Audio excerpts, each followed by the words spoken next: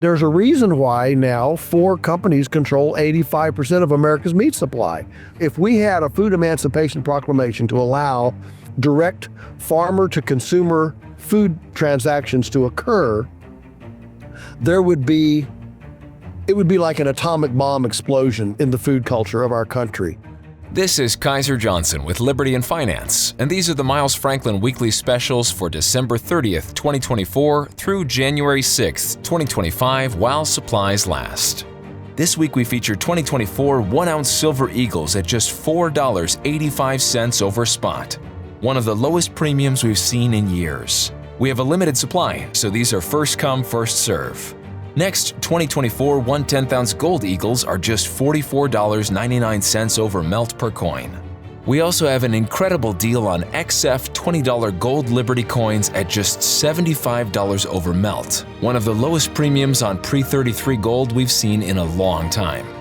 And finally, 1/10-ounce gold Britannia are just $29.99 over melt per coin. To order our specials or any of the many other options we have available, call us at 1-888-81-LIBERTY.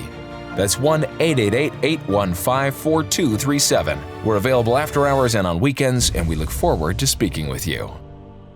Welcome back to Liberty and Finance. We're delighted to have this widely followed returning guest, Joel Salatin, a teaching farmer, an author, and someone who supplies food for not only regionally, but now ships nationally, and was actually on tap as an alternate for an advisor to the head of the USDA under the Trump administration, is going to tell us what he would do if he had a magic wand and could right the ship of our agricultural edifice in our country.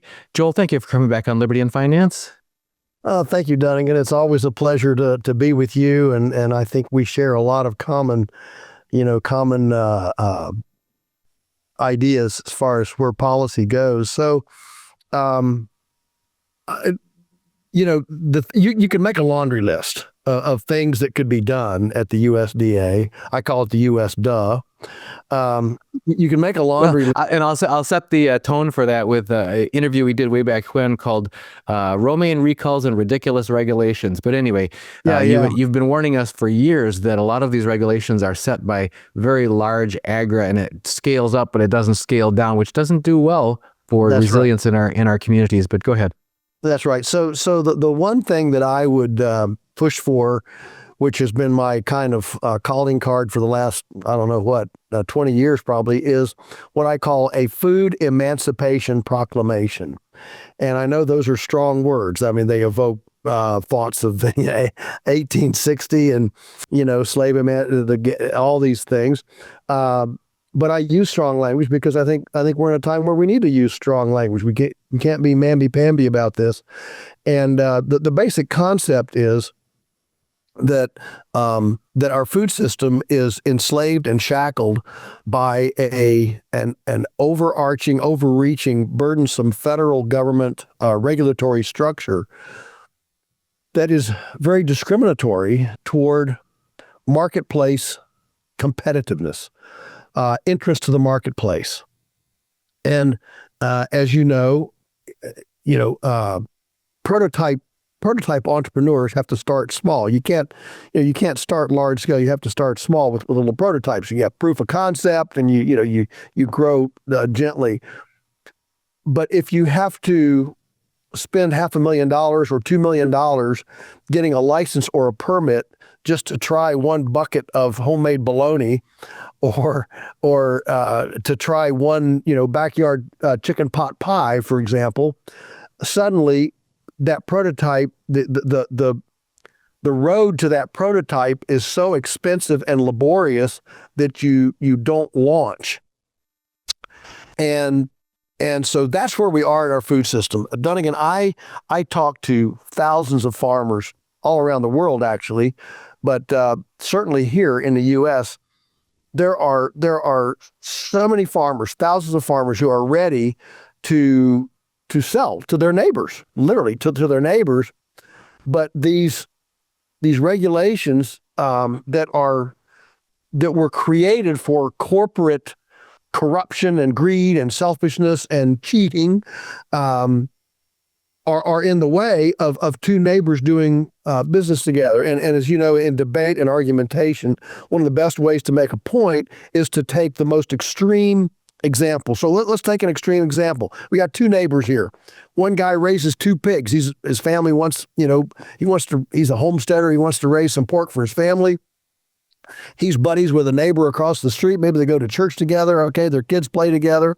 And so this guy raises two pigs because it's never good to raise a pig alone. They always need company, very social. So he raised these two pigs, but his family only needs one.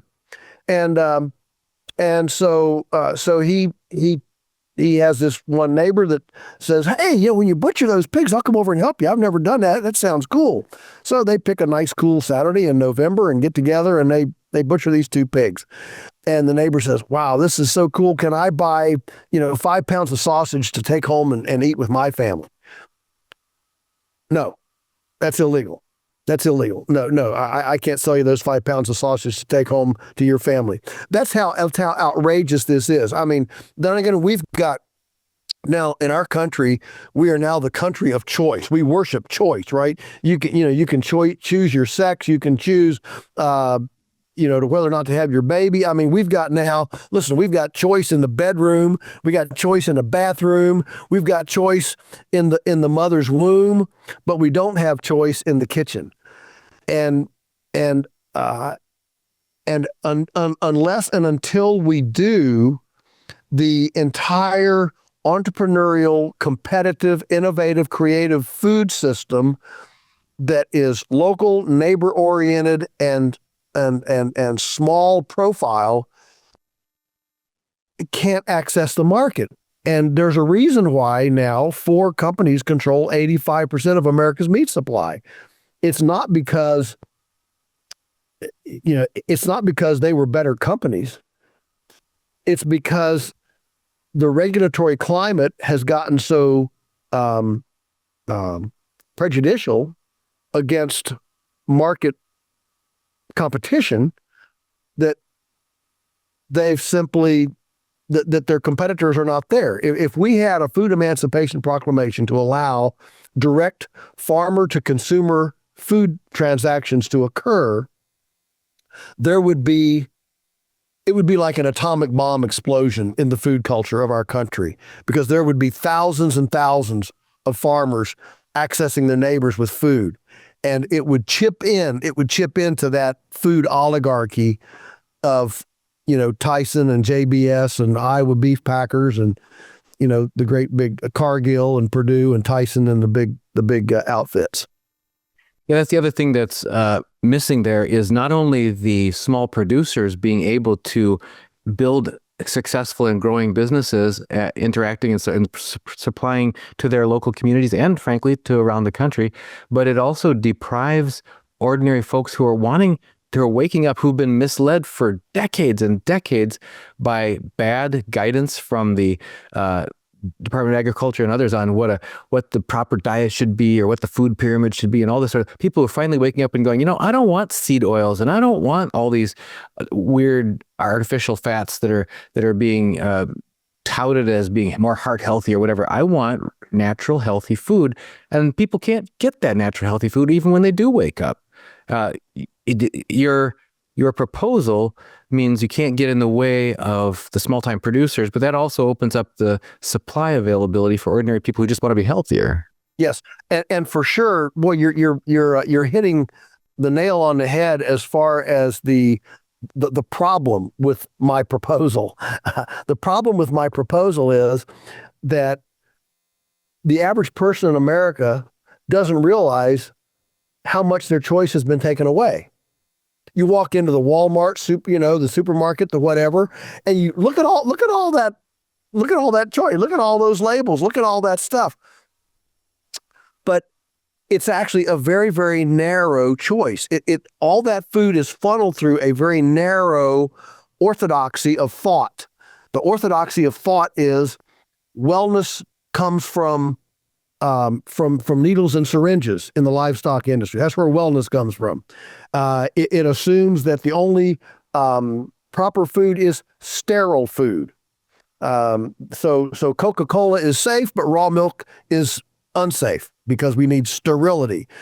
And so and it comes from a paradigm, a worldview that food is fundamentally mechanical, and we can take it apart, put it back together however we want to. We can add red dye 29 and yellow coloring number 5, and that's the same as color that comes from carotenes in grass, for example, and phytochemicals and things like that. It's a very mechanistic approach.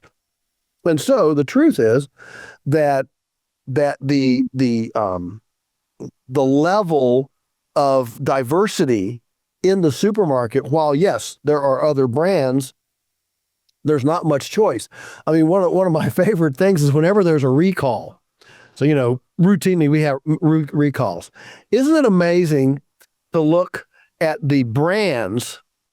So you get this recall, a processor in Colorado, right? And we've got to recall this, 50 million pounds of meat. And here are the brands. And there's 20 brands, affected. What does that mean? That means that all those brands came out the back door of the same facility, same animals, same everything. All they did was, okay, it's time to slap another brand on, and that line runs for 500,000 pounds. All right, now it's time to shift to the other, and they start stacking another set of pellets with another brand. That's not real choice. That's simply that's an illusion of choice. And of course, all these they're buying TV ads. Our bacon is better than their bacon is better than their bacon. Well, all the pigs were grown and raised on the same farm in the same place, processed in the same place. They went in the same packages. All that you did was slap a different brand on them.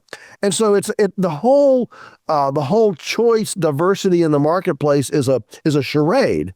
It's a fraud to the average consumer. And as you said, rightly, the average consumer today, many of them are waking up and they're saying, whoa, that's not enough choice for me.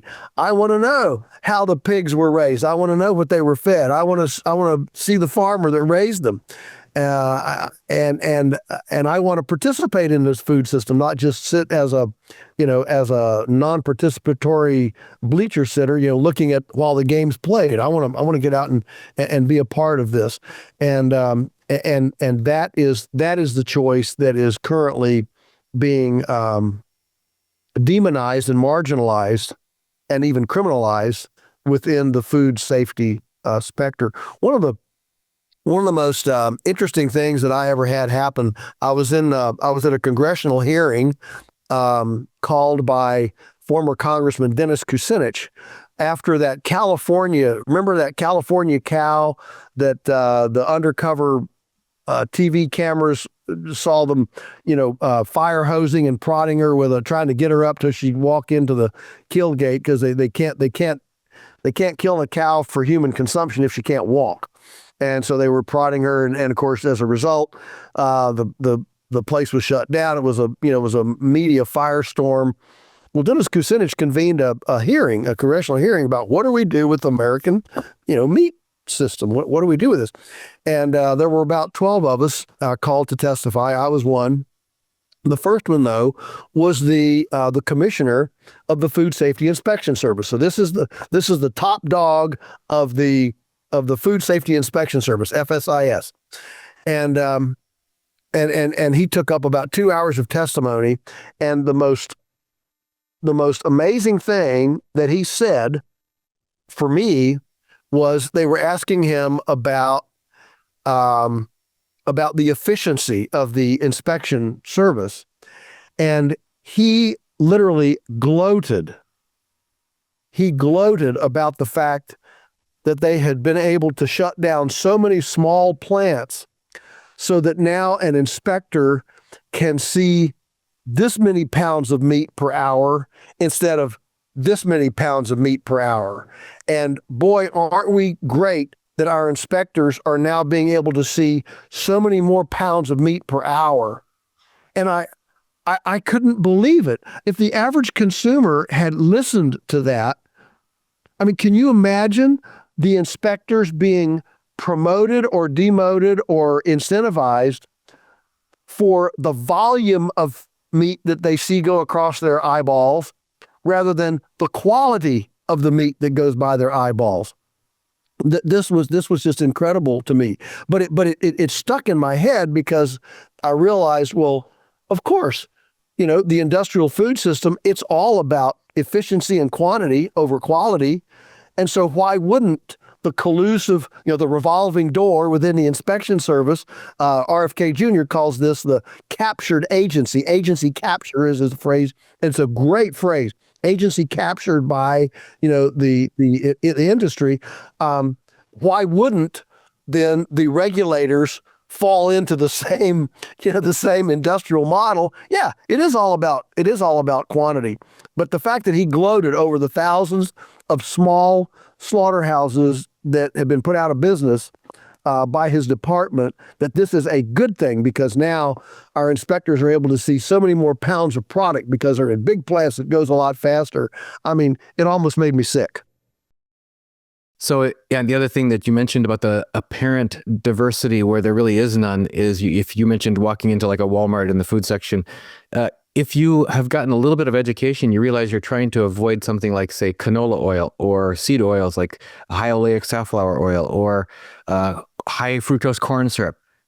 That's another area where you can see these shelves that go on forever with dozens and dozens of very colorful packages and branding and everything. But if you try to avoid certain key unhealthy ingredients because you really care, you're not just a consumer, you're absolutely a stakeholder in this because it's your life that you're putting on the line when you eat this stuff and your health. And you've wakened up enough to try to avoid some of these unhealthful ingredients, and you look and they're in almost everything, and that can't be by accident. No. Well, I stop short of saying there's a nefarious agenda. Some people would say, yeah, there's a nefarious. No. I think it's just efficiency. I mean, again, we as a culture, as a Western, Greco-Roman Western reductionist, linear, compartmentalized, disconnected, linear thinking. We view food as a fundamentally mechanical thing, like car parts. We can take out this DNA and that DNA, this gene, that gene. We can insert it and insert. And so here we are with this very mechanical view of life rather than a biological view, and so from a food scientist standpoint, if all you're measuring is protein, carbohydrate, and fat, basically those are and calories, carbohydrate, fat, and protein. Those are the four pieces of the car. That's all you measure, and there's no question about whether this protein or that protein responds differently in the microbiome. Is this friendly or not friendly to the gut? Those questions are not asked. But our guts are not they're not machines. I mean, our body is replacing millions and millions of cells every day. I mean, like every month we're a brand new person. I mean, that's how much exchange is going on. And so to reduce that just to a mechanical function dismisses the entire interchangeable exchange that microbes are undertaking within us and around us. And so yeah, I don't know that there's a nefarious view. I think I think our food scientific community has been duped into this very, again, linear, reductionist, Greco-Roman compartmentalized thinking that shows itself up in the way we do our food. The other thing that system of thought does is it and I come from a lifetime of engineering where there's a saying, whatever you measure gets done, but be careful what you measure, because only what you measure gets done. So if you don't measure the actual consequences, if you only measure, as you mentioned, thousands of pounds per hour of meat that you can inspect, if that's what you're measuring, then that's what's going to get done, rather than healthy outcomes, et cetera, et cetera. So the cost, the negative cost, the health cost, the actual injury to people's shortening of our lives, causing of morbid obesity, of all the complications that can come from that, et cetera, ill health and suboptimal health that come from these business expediencies of saying, well, we're going to do this, whatever, large scale feedlots and highly chemical based agriculture and everything. All the costs to the people. I mean, the whole purpose of that whole system, you could argue, is for the well-being of those who are going to consume that food. And yet, if the result of eating that food that produced by this system is ill health, then none of those costs are borne by those who say, look, I have a very efficient, because it's not efficient, really. It's not nearly as efficient as it could be or would be if it were done in harmony with the way things are actually meant to work. You've talked to us about that in the past. Any comments on that, about we're not even measuring the right things if we're looking for optimal outcomes?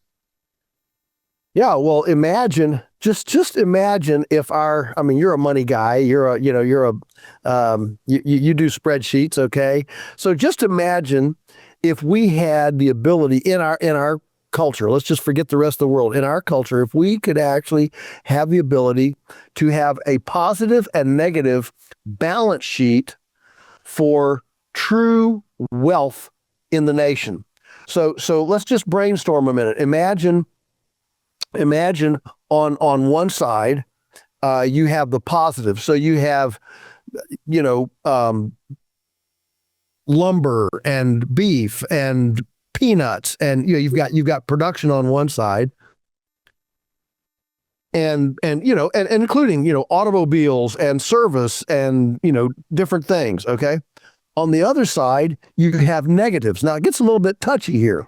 So is a hospital a positive or negative on the nation's balance sheet? Is a cancer patient's payments a positive or negative on the nation's balance sheet? Is cleaning up a riparian dead zone due to chemical contamination, is that a positive or negative? The problem, Dunnigan, one of the big problems in our culture, and this would be a great thing for Vivek and Elon to tackle, if they want to tackle something, is trying to create a metric in which you would actually categorize numerous things that currently all flow into gross domestic product. It's all if I go out here and pollute the stream out in front of my house, the cost of cleanup is positive GDP. You got to buy trucks, you got to hire people, you got to you've got labor and all sorts of things to try to clean that up. Well, that's all positive GDP. No, actually, that's negative. That's negative cultural wealth. And I haven't even started into soil loss. I haven't started into, hard to quantify things. They're a little more, esoteric, like immunodysfunction or whatever. But imagine if every sickness and the cost of treating it were put on as a negative GDP. If St. Jude's Children's Hospital and I this is not against them whatsoever, but imagine if St. Jude's Children's Hospital were put on as a negative. This is a negative national wealth situation here.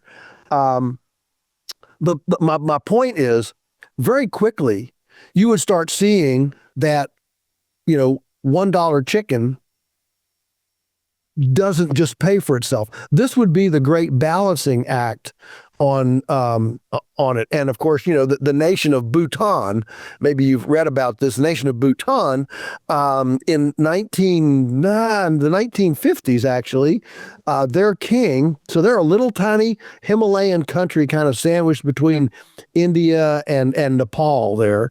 And the king in the 1950s decreed that they would no longer use gross domestic product as a measure of societal wealth. They would use gross domestic happiness. And they actually created 4 pillars of societal wealth that determined that they put mathematical formulas to. For example, if you have to build a juvenile delinquency center, that went on the negative social pillar. Okay, if the every divorce went on the negative, every marriage went on the positive. Okay, yeah, you can imagine where I'm headed. In other words, concrete you poured for a jail was a negative societal value. It was not a positive, and when you hear that, your first impression, at least for us Westerners, your first impression is, that's crazy. But if you read the book and actually see the mathematical calculations and how they tried to bean count the actual value of these various parts of their society, it's actually quite profound. Quite profound. I mean, something that you would expect from Tibetan monks, to actually ask deep questions about life. And ever since I met a group of them and actually went to a conference with them and got the book and looked through it, it's had a pretty profound impact on me. And I think that at least wouldn't it be neat to categorize. So a chemical company making Roundup. Well, let's take one of the bad ones, Roundup. Okay, so that's positive. We're making something. We're making something. It's a chemical. All right. Even though some of us might not like it, the fact that there are people working in that, we've invented something, we've made something. Let's honor that. That's a positive. All right. Then over here, on the negative side, the cost of every cancer patient that's gotten glyphosate comes off as a negative. The cost of their care, what's a case of cancer worth? All right. And you start creating a totally different matrix of what societal wealth looks like. And I think that in general, a society that can't differentiate between positive and negatives in our gross domestic product, if we can't differentiate positive and negative, how are we ever going to make an overall positive trajectory? You can't. I guess the poster child for that perennially is war, because people will say, "Oh, war is the only thing that pulled us out of the Great Depression," or on and on and on. It's the best thing ever for the economy. And there's others who say every war is a banker's war. So that's it's perhaps an example of that. Now, originally you talked about a food emancipation proclamation, basically proclaiming the freedom of small scale producers to serve the needs of their fellow people. Any other major ideas about what the USDA would need to change now if you had the magic wand and were able to? Yeah, well, there's a couple. One certainly would be to eliminate all crop subsidies, all insurance, all crop subsidies. In other words, you're on your own. There's no reason for the government to go in and pick 6 items. The 6 items are wheat, corn, soybeans, sugarcane, and cotton. Those are the 6 items that the government has decreed are so valuable that they have to have special subsidy. I know they don't call them subsidies; they call them insurance now. It sounds a little better, but basically these are subsidy payments. They don't do it for amaranth. They don't do it for quinoa. They don't do it for chicken. They don't do it for tomatoes or peaches or apples. It's those 6. So I would eliminate immediately all of those price supports. You're on your own. There's no reason for the government to give special concessionary manipulation on those. Another one for sure that's easy picking would be to eliminate. I don't know what the right terminology is because I'm not a food scientist, but for sure, there's no reason to be spending over $9 billion for soda pop in the SNAP program, in the Supplemental Nutrition Assistance Program. That's administered by the USDA. That's not an FDA or a health department administration. That's a USDA program. The school lunch program is a USDA program. But the fact that 1/10, the single largest item in the SNAP program, the single largest item is Coca-Cola, Mountain Dew, and Dr. Pepper. I mean, that's obscene. That's just obscene that taxpayers for a program that has nutrition in its title are subsidizing Coca, these soft drink companies to that extent. And then so we subsidize them, and then people get diabetes, and we get to pay for their health treatment for diabetes. I mean, it's an unbelievable devilish cycle, but boy, it sure makes people a lot of money. It makes a very certain people a lot of money, makes a lot of other people unhealthy and have suboptimal lives. And what about the education aspect of the function of the USDA? Because I've seen ads that they promoted back in the 1940s, the 1950s, the 1960s, the 1970s, and you look at these and your mouth just drops open as far as how ignorant, or I would say conflict of interest there may have been behind these ads, trying to convince people to not do maybe what their traditional knowledge would have told them to do, to take good care of themselves and their children, but instead to do what basically was going to line the pockets of big agra. Well, goodness, the whole food pyramid, the entire assault on lard and butter. Remember, margarine. It's not nice to fool Mother Nature, and Crisco and hydrogenated vegetable oil, and that was all an agenda driven by soybean, canola, corn lobby to get rid of the animal fats in our diets. Now, of course, we're going back to it. We've got, it's an amazing thing that we've gone from that to now we have, paleo, carnivore, keto, all these that are all based on an animal centric type of diet, which actually is much more ancestrally consistent than a grain based type of diet. So the fact is that the track record, the USDA track record on both farming and food is abysmal, and why we would continue to give them give them credence in this space is, they told us to powder our kids' heads with DDT, in the late 1950s, 1960s.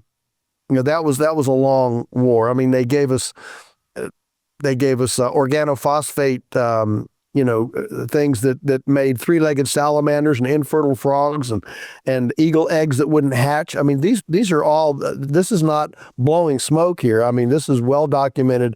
Almost everybody agrees with that now. And so the track record has been abysmal.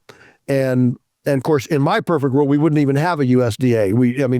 It just wouldn't even exist in my perfect world. But you asked me if I were there, what would I do? And it's very undiplomatic to become an advisor to an agency and want to just abolish the whole agency. I mean, that would be my purest, my puritanical view.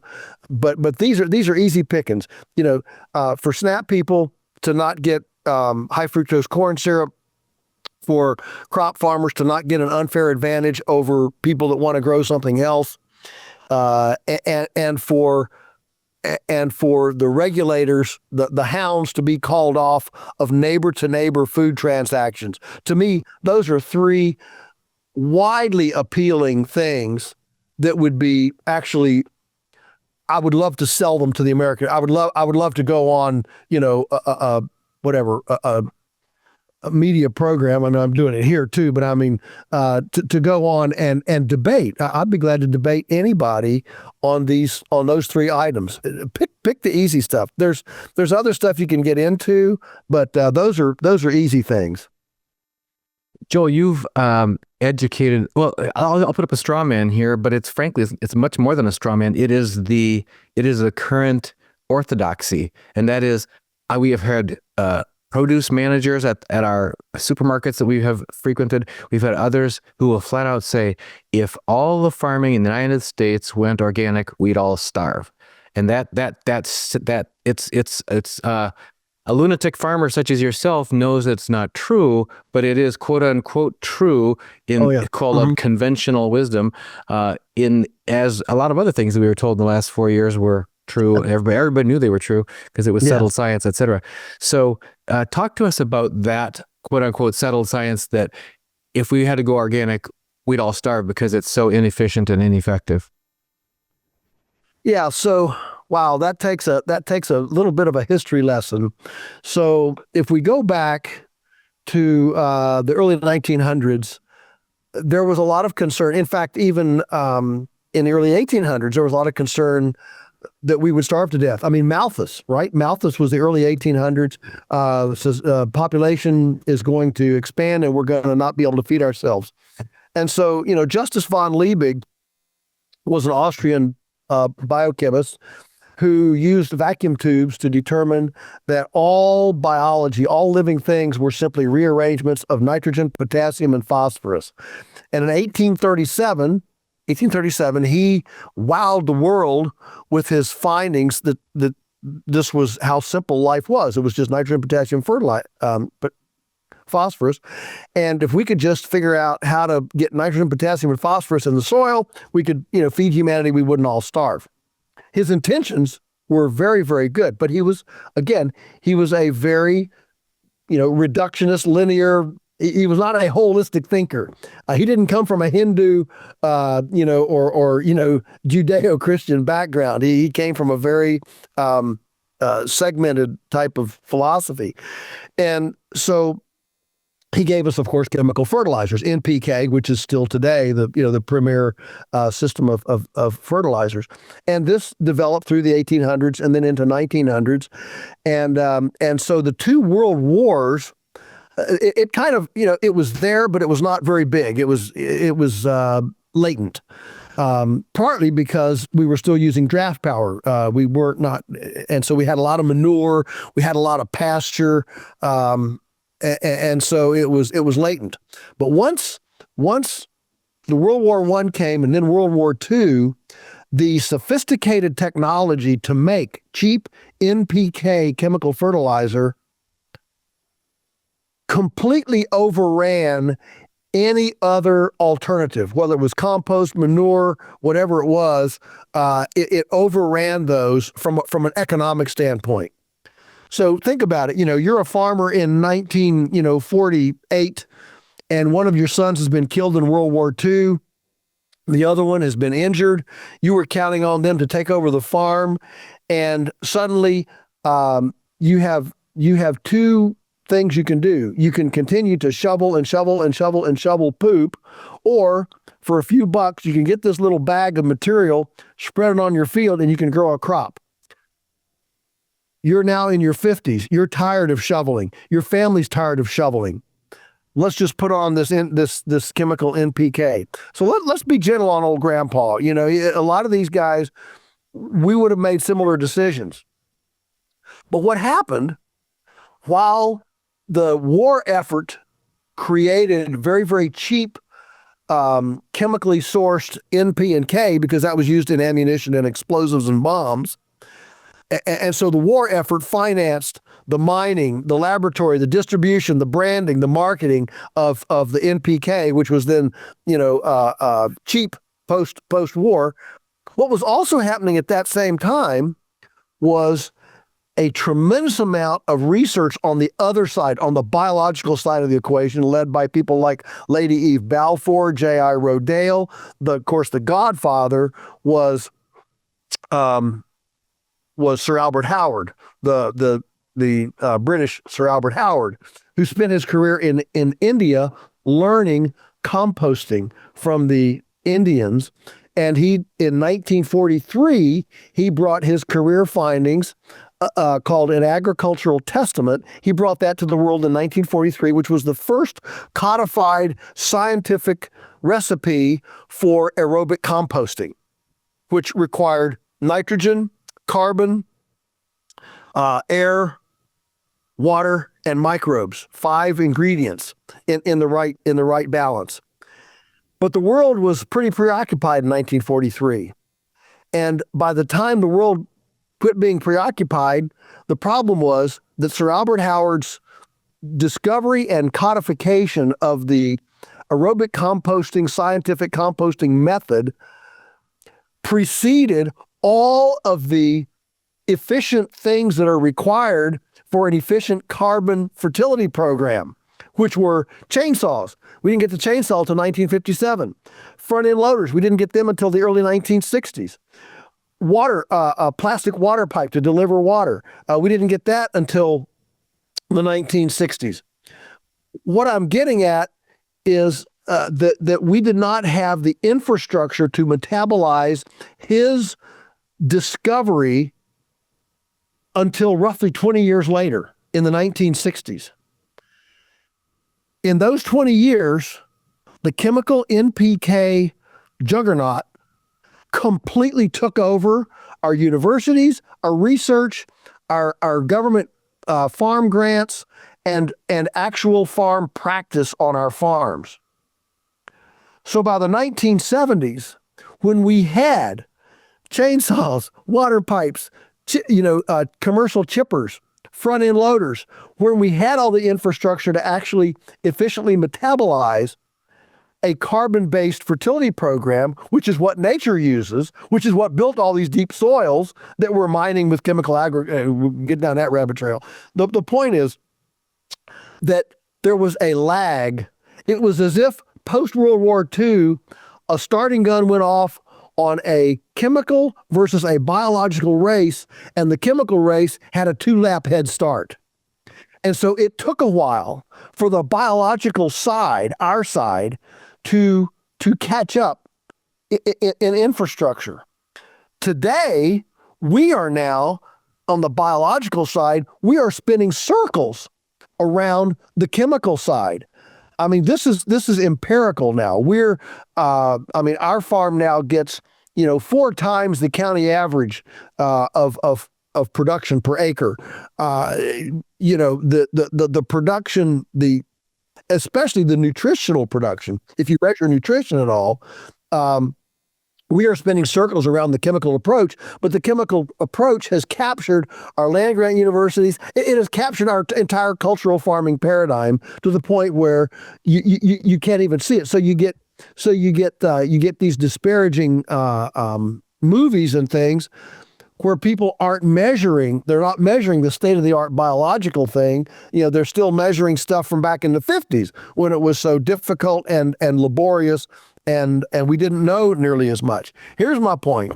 My point is, if we had had a Manhattan Project for compost, not only would we have fed the world, we would have done it without 3-legged salamanders, infertile frogs, and a dead zone the size of Rhode Island in the Gulf of Mexico. That's so telling of the way that things can go if you're chasing the wrong goal instead of looking at it holistically. The other thing that you didn't mention along the way, I don't think, was calling things what they are. For example, once people became interested in organic food, things with organic labels on them. There was a big push by the food industry to be able to label as organic things that were raised with biosludge from wastewater treatment plants. When people wanted free range animals for their meat, they said, okay, well, you can have as many as you want crowded into a big pole barn, as long as there's a little tiny patio where they can go out and see the sky. Then that they're all free range, and grass fed. You've taught us in the past can mean that they were finished with some compressed pellets of grass or something at some point in their raising. And there's others and others that just seem to keep chipping away at the truth and trying to say, oh, well, if that's what people want to buy, we'll sell them what they will. We'll label it what they want. If you just change the definition of what it is, we can call it. Any other comments from you on calling things what they are? Sure. Well, clever word speak is, welcome to marketing. Okay. I mean, that's been with us for a long time.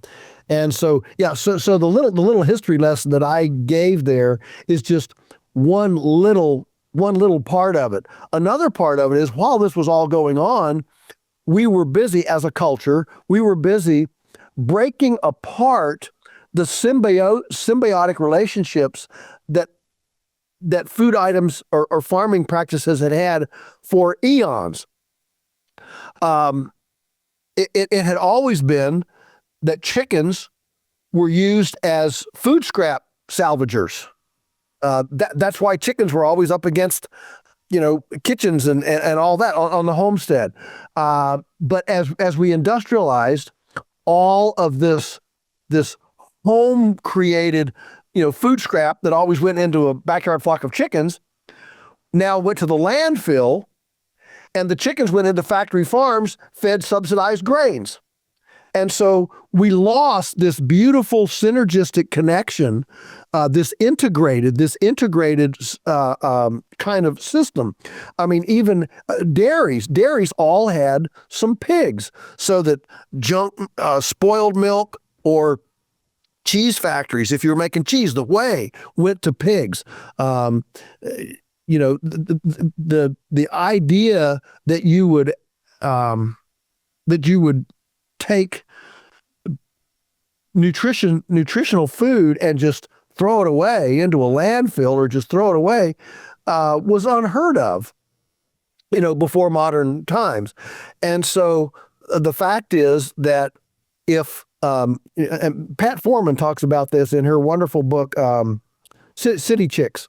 She talks about that. She does the math that if 1 in 3 American households, 1 in 3, had enough chickens to eat their kitchen scraps, there would not be an egg industry in the U.S. There would not be an egg industry. Industry. There wouldn't be any eggs in the supermarket, which means you wouldn't have to have factory farmed eggs. You wouldn't have, all the things. That just shows the incredible strength and power of an integrated system. The fact that we have, and then on a grander scale now, we don't even integrate animals and plants on farms. We've got a chicken farm over here. We've got a plant farm over here. It used to be that a farm integrated their plants and animals. So sheep grazed under apple trees, and turkeys were out through fields and ate grasshoppers that would affect the corn. You had these very, very beautifully relationally complex integrated systems, which is the way nature works. That's how nature works. But today we've broken those up, so a dairy farm can't have a pig on it, and a chicken farm can't have anything else on it, and a orchard can't have an animal on it, and a produce farm can't have an animal. And so we've segregated all this beautiful symbiosis into extremely broken apart pieces that aren't nearly as functionally symbiotic as they are when you put them together. For people who want to follow up and learn more about this, either because they are interested in maybe doing some small scale gardening and farming, or they're just interested in finding sources of healthier food for their family, or they're interested in reaching out to their elected representatives and saying, hey, wise up here. Let's quit being stupid. Let's get out of our stupid stage and get into some wisdom here. Where can they find you and your writings and you do some lessons and some workshops and classes as well? I do. We have a pretty broad educational component, but I don't have a personal a personal social media, whatever, presence. I've just elected not to be there. And so I do a blog once, twice, 3 times a week, maybe, called Musings from the Lunatic Farmer. We have a video curriculum that's now up to about 40 hours on Farm Like a Lunatic. Starts you from where do you find land to, how do you do all this?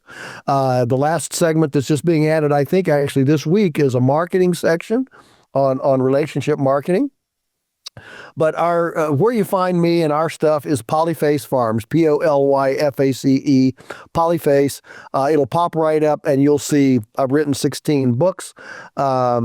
We do the video things. We do seminars on the farm.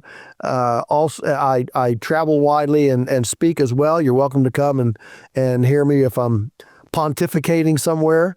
And glad for you there. And you can get food. You can actually, get good food there as well. I have to say, my wife and I are still putting your leg and thigh bone-in chicken quarters in our crock pot, and oh man, I look forward to those nights so well.